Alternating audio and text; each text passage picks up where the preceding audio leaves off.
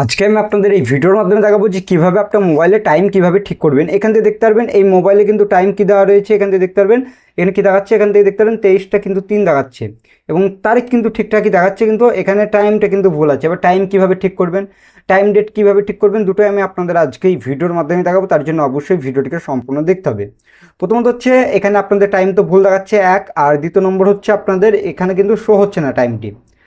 সেটা কীভাবে আনবেন সেটাও দেখাচ্ছি। প্রথমত হচ্ছে এখানে টাইমটা আনার জন্য এরকম হোল্ড করে রাখুন। রাখার পর এখান থেকে দেখবেন আপনাদের এই অপশানটিতে আপনাদের ক্লিক করতে হবে।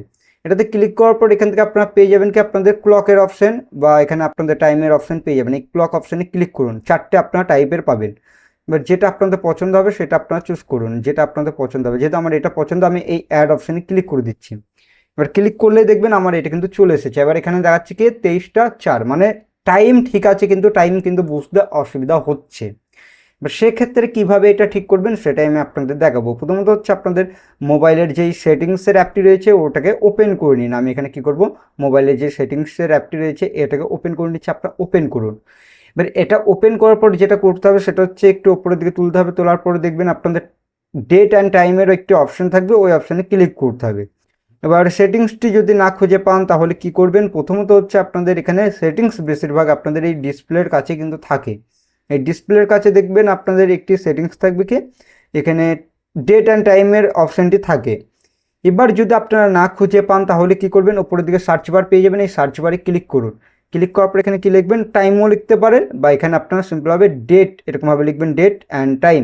এটা কিন্তু আপনারা পেয়ে যাবেন, এটাতে ক্লিক করে দিন। এটা ক্লিক করার পর এখানে আপনাদের দেখবেন এই অপশানে ক্লিক করতে হবে, ডেট টাইমে। ক্লিক করার পর যদি এটা অটোমেটিক বন্ধ থাকে তাহলে কি করবেন, এখানে টাইম যদি ভুল থাকে তাহলে টাইম এখান থেকে আপনারা ঠিক করে নিতে পারবেন। যাওয়াটা বাসছে সেটা সিলেক্ট করুন, করার পর এটা সেট করতে পারবেন। আর এটা হচ্ছে ডেট, ডেট যদি ভুল থাকে, যদি 26 থেকে 27 করে দিন, যে ডেটটি রয়েছে। মাস যদি ভুল থাকে মাসও কিন্তু আপনারা এখান থেকে করতে পারবেন। আর এখান থেকে দেখতে পারবেন এরকমভাবে করতে পারবেন। আর এখানে যদি বছর যদি ভুল থাকে বছরে ক্লিক করুন, প্রথমে বছরে ক্লিক করার পর যেই বছর সেটা আপনারা দিতে পারবেন। যেহেতু আমার 2026 চলছে, করার পর এখানে আমি ডন অপশানে ক্লিক করছি।